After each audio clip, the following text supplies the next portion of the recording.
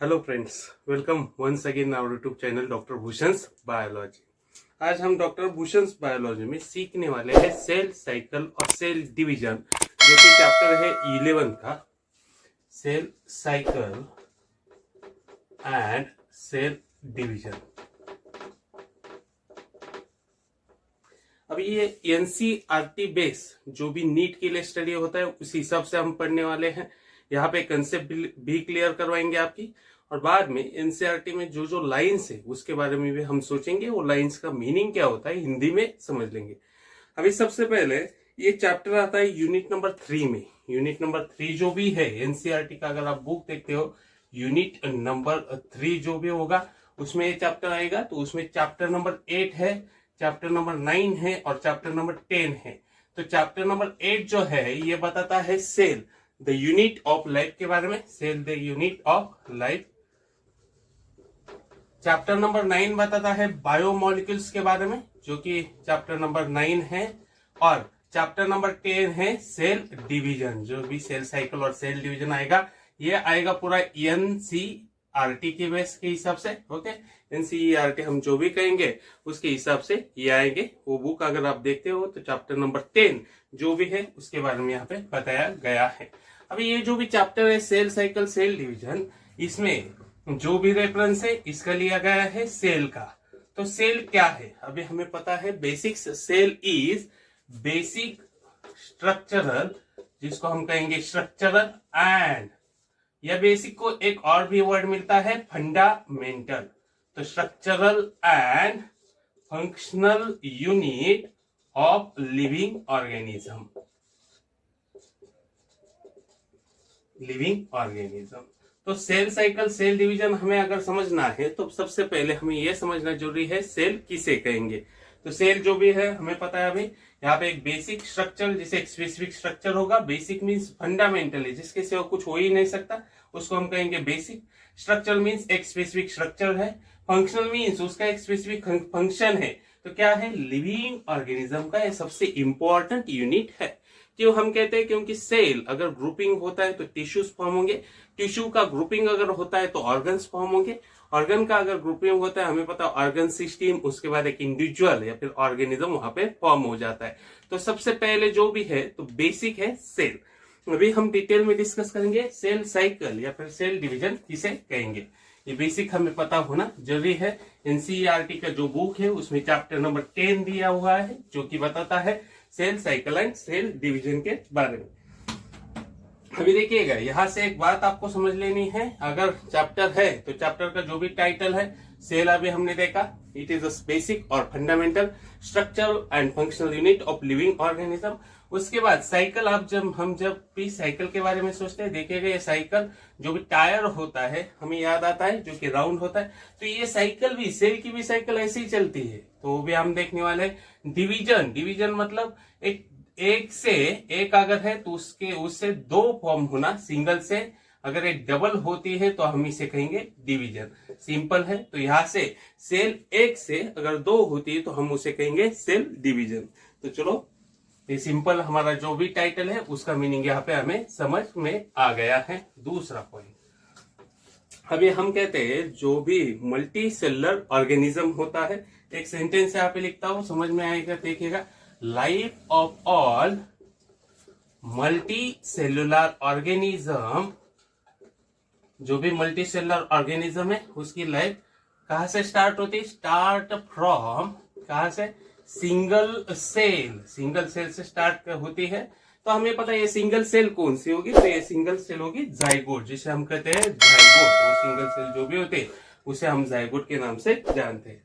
तो अभी देखिएगा, लाइफ हमें पता है जो भी जिंदगी है, जीवन है, ऑल सभी जो भी हम कहेंगे multi cellular. Multi cellular meaning मीनिंग होता है multi means many, cellular means cell present जिसमें है उसे हम कहेंगे मेनी सेल वाला, उसे मल्टी सेलुलर कहेंगे।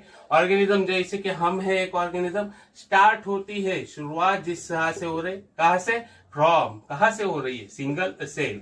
एक ही पेशी है जिससे सभी ऑर्गेनिज्म की, मल्टी सेलुलर ऑर्गेनिज्म की लाइफ स्टार्ट होती है, और वो पेशी कौन से हमें पता है, वो है जाइगोट।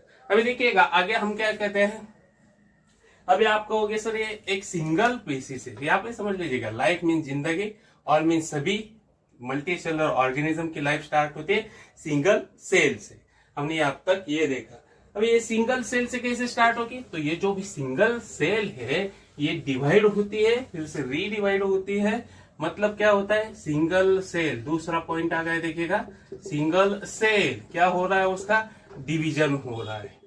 उसके बाद क्या हो रहा है, redivision and redivide to form a large multicellular organism. Multicellular organism, एक क्वेश्चन ये भी रेज होता है, हम कहते हैं ग्रोथ हो रही है या फिर रिप्रोडक्शन हो रहा है, इसका मतलब क्या हो रहा है, ग्रोथ हो रही है, मास इंक्रीज हो रहा है, साइज बढ़ रही है, ग्रोथ हो रही है, रिप्रोडक्शन 1 से 2 फॉर्म हो रहे हैं, तो रिप्रोड्यूस हो रहे हैं। तो ये क्यों हो रहा है, कैसे हो रहा है, तो ये हमें कैसे हो रहा है, इसका अगर हमें आंसर चाहिए तो ये सेल डिवीजन इसका आंसर आता है, सेल साइकिल और सेल डिवीजन। तो सिंगल सेल से क्या होता है, उसकी डिवीजन होगी। तो देखिएगा यहाँ पे मैं सिंगल सेल कंसीडर करता हूँ, उसकी डिवीजन मतलब 2 सेल फॉर्म हो जाएगी, डिवीजन एंड रीडिवाइड। तो ये जो भी 2 सेल फॉर्म होगी ये फिर से रीडिवाइड करेगी, फिर से डिवाइड करेगी, उसको हम कहेंगे redivide to form a large multicellular organism. तो ये फिर से नई जो 2 सेल आई, ये फिर से नई 2 सेल फॉर्म करेगी। तो ऐसे ये करते हुए एक नया लार्ज मल्टीसेलुलर ऑर्गेनिज्म यहाँ पे फॉर्म हो जाएगा। तो यहां से हम कहेंगे जो भी पहले वाली सेल है उसे एक नाम देंगे, इसको हम कहेंगे पेरेंटल सेल, या फिर हम कहेंगे इसको प्री एग्जिस्टिंग सेल। और जो भी नई सेल आती है इनको हम कह सकते हैं डॉटर सेल, डॉटर सेल, या फिर हम कहेंगे न्यू सेल, या फिर इनको कहा जाएगा प्रोजेनी सेल, ऐसे इनको कहा जाता है। तो ये सिंगल पेरेंटल सेल है, इसका डिवीजन होता है, 2 नई सेल्स फॉर्म हो जाती है, वो फिर से डिवाइड होते, फिर से नई सेल फॉर्म होती रहेगी। तो हम इसे कहेंगे single cell divide and redivide to form a large multicellular organism. अब इस सेल जो हम देखते हैं, या फिर हमें पता है growth and reproduction are important characteristics of all living organism.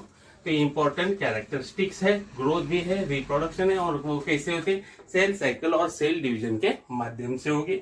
Next point जो भी हम डिस्कस करने वाले हैं अभी, सेल साइकिल किसे कहेंगे और सेल डिवीजन किसे कहेंगे।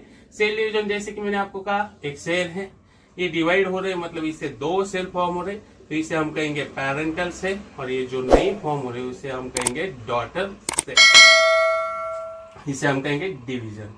अभी सेल साइकिल किसे कहेंगे, तो देखिएगा सेल साइकिल किसे कहेंगे, तो जो भी है एक सीक्वेंशियल इवेंट होंगी।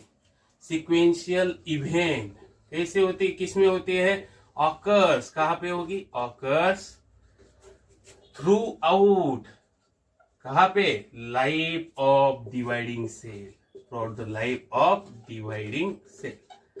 डिवाइडिंग सेल की लाइफ में भी जो सीक्वेंशियल इवेंट होंगे, तो यहाँ पे सीक्वेंशियल इवेंट मतलब क्या होता है, तो सीक्वेंस में सबसे पहले ग्रोथ होगी, हम कहेंगे ग्रोथ के क्या बाद क्या होगा, जैसे कि डीएनए डुप्लीकेट होगा, जिसे हम कहेंगे जीनोम डुप्लीकेशन ऐसा भी कहा जाता है, और उसके बाद सेल डिवाइड होगी, तो इसे हम क्या कहेंगे, सेल साइकिल। तो इसको अगर हमें डिफाइन करना है तो कैसे कहेंगे, तो sequential event occurs throughout the life of dividing cell, where cell growth takes place, DNA means genome replication takes place, and eventually cell divides into 2 daughter cell, that is called as cell cycle। Simple है, सभी sequential event होंगे जहां पे growth होगी cell की। दूसरा क्या है, सेल का जो भी डीएनए है या फिर हम कहेंगे जीनोम है वो डुप्लीकेट होगा, और तीसरा पॉइंट जो भी है तो वहां पे सेल का डिवीजन होगा। ये सभी जो चीजें होगी एक सीक्वेंस में होगी, सीक्वेंशियल इवेंट्स, इवेंट्स मतलब घटनाएं जो भी होते हैं तो ये सीक्वेंस में होगी, इसे हम कहेंगे सेल साइकिल, इसे हम कहेंगे सेल साइकिल।